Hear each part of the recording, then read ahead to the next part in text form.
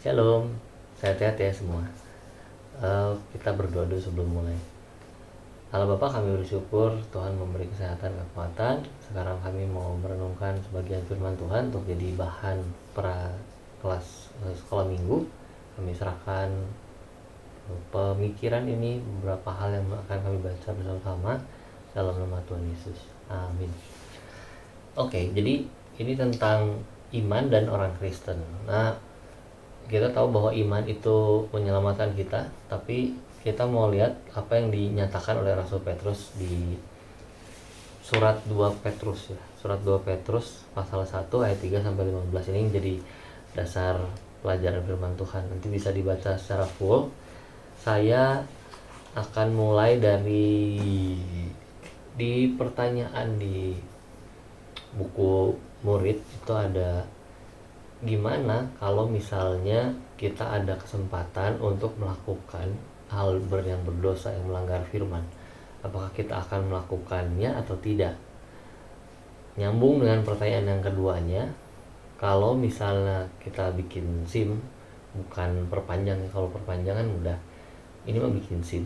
Nah, waktu bikin SIM terus begitu kita masuk, ada calo yang nawarin, mau dibantu nggak? Kalau mau dibantu, bayar aja ke saya gitu, tinggal tunggu. Nah, pertanyaannya apakah kita akan melakukan itu atau tidak? Ini ada sambungannya dengan pernyataan-pernyataan Petrus. Kalau kita lihat 2 Petrus 1 ayat 5 dibilang, justru karena itu kamu harus dengan sungguh-sungguh berusaha untuk menambahkan kepada imanmu. Jadi harus sungguh-sungguh berusaha untuk menambahkan kepada imanmu selanjutnya. Tapi maksudnya setelah kita punya iman, kita menambahkan apa tuh gitu ya. Oh, iman kan segala sesuatunya harusnya nggak perlu ditambahin ya, iman kita ya. Tapi ini ada hubungannya dengan ayat 3-nya. Ayat 3 bilang gini, karena kuasa ilahinya telah menganugerahkan Kristus, maksudnya.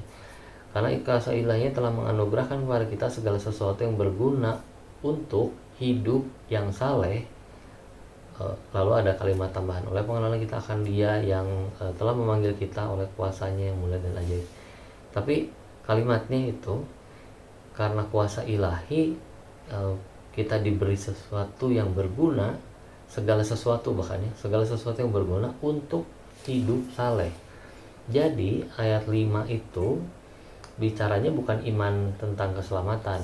Kalau dibandingin dengan, memang di ayat 11 misalnya dikatakan ini, dengan demikian kepada kamu akan dikaruniakan hak penuh untuk memasuki kerajaan kekal, yaitu kerajaan Tuhan dan juru selamat kita Yesus Kristus. Nah, kesannya setelah kita melakukan apa yang ada di ayat 5, ayat 6, ayat 7, lalu kita dengan upaya kita sendiri, kita berhak masuk di dalam kerajaan Tuhan. Nah, ini nggak klop nih, nggak match dengan Efesus 2:8-9 ya. Efesus 2 ayat 8 sampai 9. Ini tentang bahwa keselamatan itu anugerah, itu bukan pemberian, bukan usaha kita, itu pemberian Allah. Nah, lalu kenapa Petrus bilangnya bahwa dengan demikian kepada kamu dikarenakan hak penuh untuk memasuki kerajaan kekal? Sebetulnya kalau dilihat dalam terjemahan yang lain, kita lihat kalau ayat ini bicara tentang apa yang sudah didapat dan lalu dikerjakan. Jadi apa yang dikerjakan itu seperti Paulus bilang bahwa kerjakanlah keselamatanmu. Itu bukan kita akan mencapai keselamatan, tapi kita sudah diberi keselamatan dan kita mau mengisinya gitu, mengisi kemerdekaan gitu ya, kemerdekaan dalam Kristus, yaitu dengan, nah ini ayat 5, dalam iman kita menambahkan untuk bisa hidup saleh. Nah, sesuai ayat 3 kita menambahkan kebajikan kepada kebajikan, lalu ditambah pengetahuan. Jadi bukan hanya berbuat bajik, tapi berbuat kepada siapa kebajikan? Semua orang itu siapa gitu ya. Kita harus tahu kepada siapa kebajikan diberikan, prioritasnya kepada siapa, supaya jangan kepada orang jahat kita, ini saya mau curi dulu ya, oke, kalau gitu karena kita mau membuat kebajikan kita membantunya gitu. Oh, bukan gitu. Dan kepada pengetahuan, penguasaan diri, karena orang-orang yang serba tahu itu biasanya tidak bisa mengontrol diri. Empirik sih kalau ini. Kepada penguasa diri ketekunan, dan kepada ketekunan kesalehan. Lihat bahwa itu seperti tingkat-tingkat itu, tingkat-tingkat yang terus makin tinggi. Tapi juga kalau lihat dari, kalau itu dibalik jadi sebuah piramida gitu, dari iman sampai kepada ayat 7 akhir itu, kasih akan semua orang itu jadi sesuatu yang sangat di luar kita.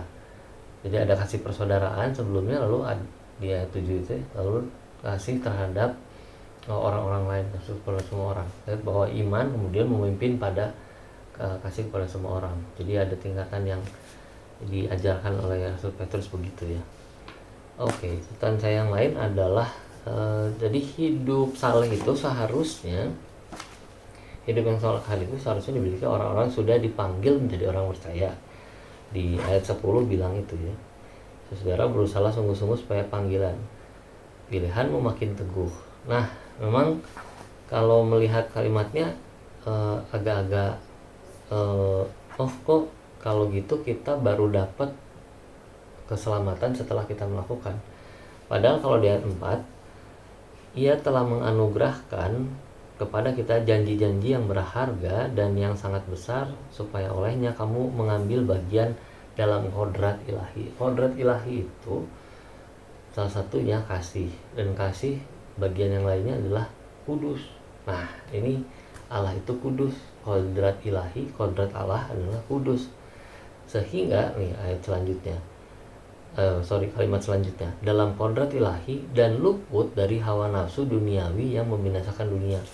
Lihat bahwa Petrus mengingetin kalau kita masuk dalam iman yang salah, itu bisa membuat kita terjebak dalam kesalehannya duniawi.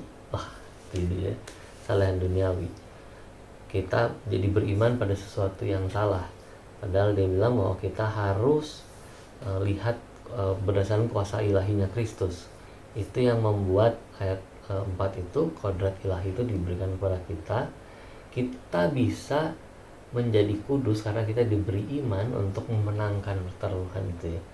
Kalau kita lalu ada pilihan antara pilihan melakukan yang baik dan yang salah, seharusnya yang kita lakukan adalah beriman. Tuhan, saya mau melakukan apa yang benar, saya tidak mau melakukan apa yang salah.